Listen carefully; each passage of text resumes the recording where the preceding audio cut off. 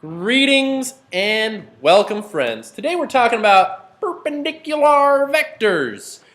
In fact, we'll be working with both 2 dimensions and 3 dimensions, so keep that extra dimension in your back pocket for later. Today we're starting with the inner product. It's also referred to as the dot product of vectors in a plane. All right, so imagine I've got 2 vectors. All right, use your imagination. And they've got coordinates like their x and their y and their x and their y, right?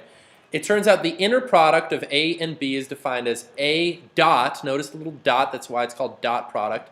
And you might think, why are you emphasizing this so much? Why is it that important? It's because there are 2 types of vector multiplication. That's right, 2 separate kinds. So beware, my friends, you've been warned. So there's a difference between a dot symbol and a cross symbol coming up here. And so the dot product, basically I multiply the x's, multiply the y's, add them together. That's the idea. So, and it's got this interesting fact where it turns out that 2 vectors are perpendicular if and only if their inner product is 0. So if this ends up equaling 0, you can use this as a test to determine perpendicularity of vectors. Which actually, side note, you do currently have a way of testing perpendicularity of lines in a plane. Do you guys know how to do that? You know how? How do you know 2 lines are perpendicular on a plane? Do you recall? Oh, that parallel. They have a 90-degree angle, but if I was looking at the coordinates of points on lines and stuff, it turns out that their slopes are, does anyone? Same as parallel lines.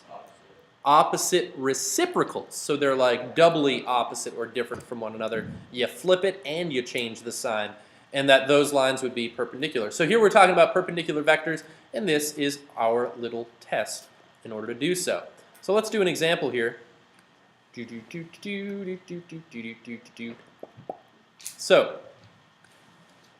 it says find each inner product if P, Q, and M are the following vectors. Are any pair of vectors perpendicular? So, let's do this. Let's figure out what is vector P dot Q. Alright. So to do vector P dot Q, I'm going to multiply 7 times 2 plus 14 times negative 1. See, that's going to be 14 minus 14, which is 0. So what does that tell me? It means P and Q are perpendicular. Actually, I think I can even use this notation. That upside down T is the symbol for perpendicular, in case you're wondering. Capital T, I suppose.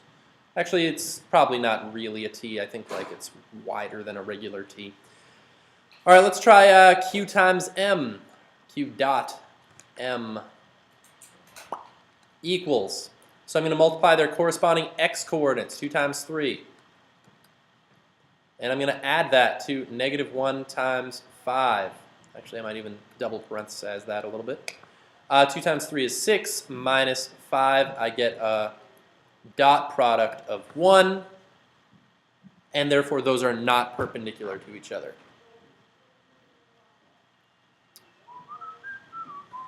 Now, actually, I was just thinking, if P and Q are perpendicular, and Q is not perpendicular to M, it's going to be interesting. What would that mean for P and M?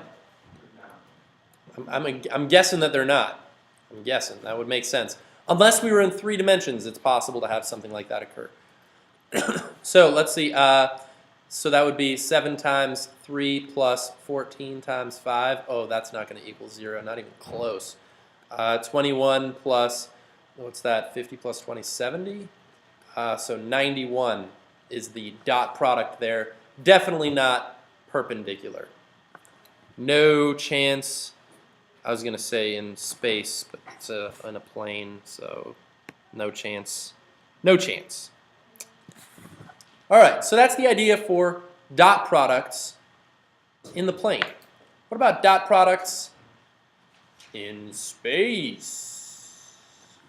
Or inner product, dot product, same thing. So if vector A is this ordered triple, and vector b is that ordered triple, then a dot b, you multiply their x's, you multiply their y's, you multiply their z's, and add them all up, right? It's not too crazy. I mean, comparatively to what we just did a moment ago. So, interesting little formula. So let's see, let's find the inner product of vector A and vector B for those following ordered triples. And are they perpendicular? So we don't have any concept of perpendicularity of two lines in 3 dimensions. Like that, I mean, I imagine you could visualize what that would look like, but we don't have a test for that. But it turns out this is going to serve as a nice little test for us regarding vectors in space. So let's see, a vector A and B, so A dot B is going to equal, I'm going to multiply their corresponding values. Negative 3 times 2 plus 1 times 8 plus 1 times negative 2.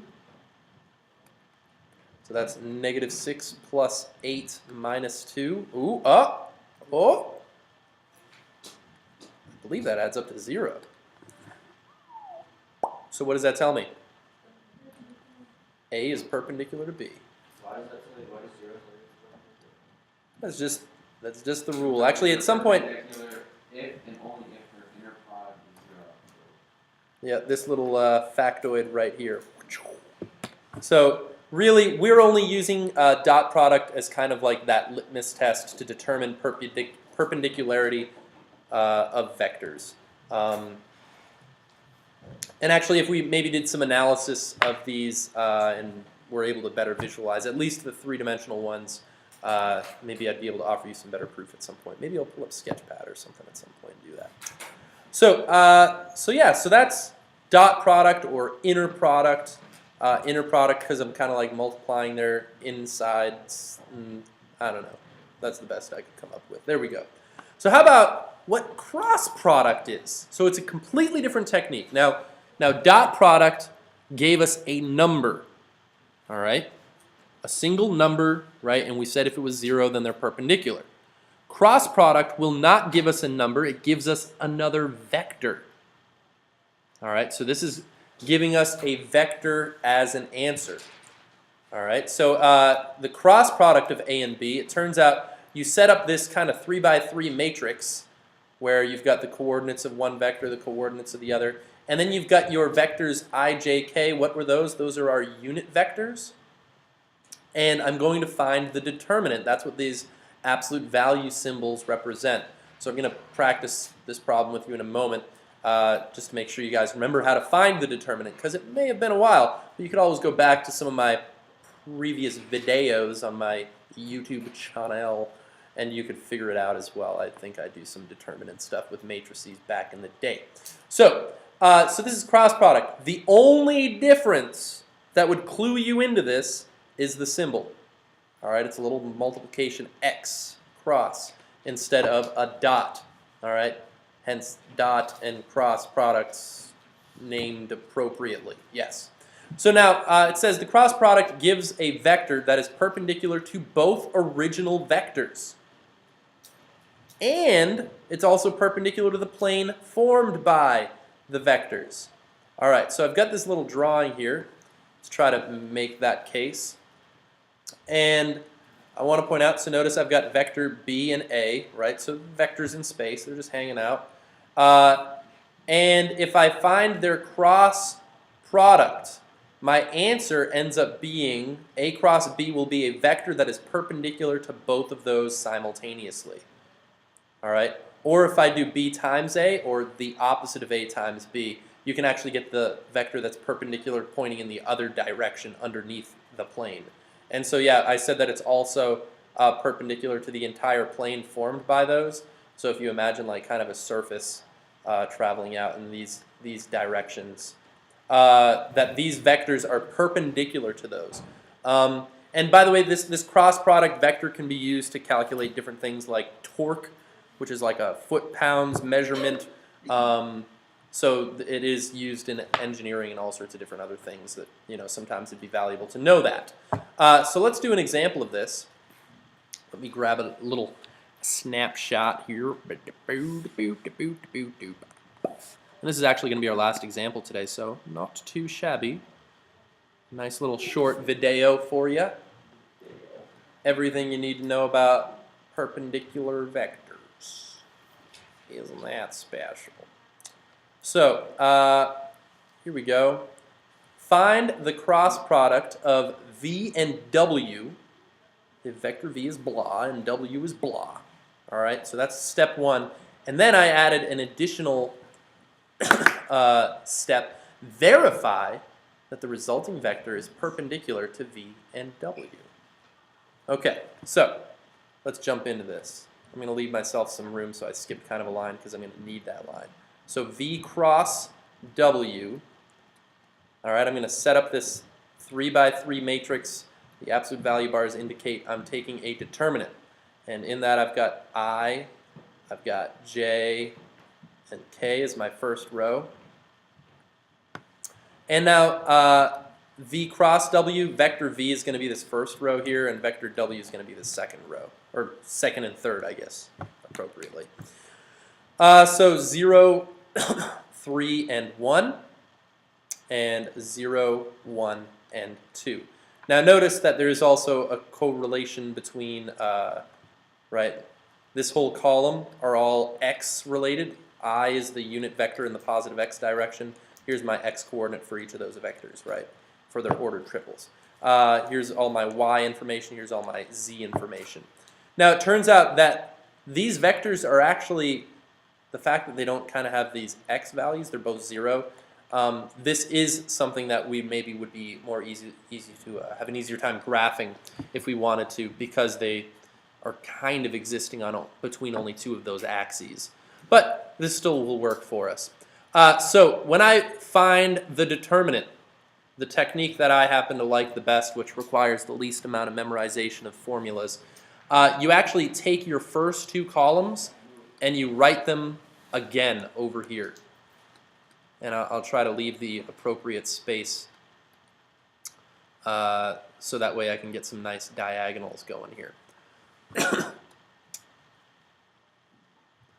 And now what I do is I multiply all of what I call my primary diagonals. Does this sound vaguely familiar to you guys? Yeah, so I times 3 times 2 is going to be 6i, right? J times 1 times 0 is OJ, or 0, yeah. And k times 0 times 1 would be 0k. Okay, I'm glad you get this, Sam. And once I find all those products, I would then add them. Add them, right? So, we're not done yet.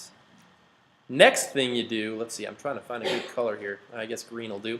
Now I multiply what I call the secondary diagonals. So 0, 3k this way, it's going to be 0k. 1, 1i, multiplied that way, would be 1i. And 2 times 0 times j is going to be 0j. Right. And I add those up.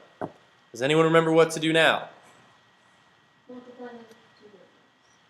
Well, I've got this guy and this guy. It turns out, yeah, you subtract them. So I'm going to do 6i plus oj. I'm going to write this all out. You don't have to write all this out on your homework, but maybe for your notes it wouldn't be a bad idea. Subtract then this entire thing here. So okay, plus 1i plus oj. And so when I combine them, 6i minus 0 i's is 6i. Oh, there is 1i. Sorry, my bad. That mixed up my j with an i, clearly. So 6i minus 1i is 5i. And then oj minus oj is still oj. And then ok minus ok is still ok. You're going to be okay.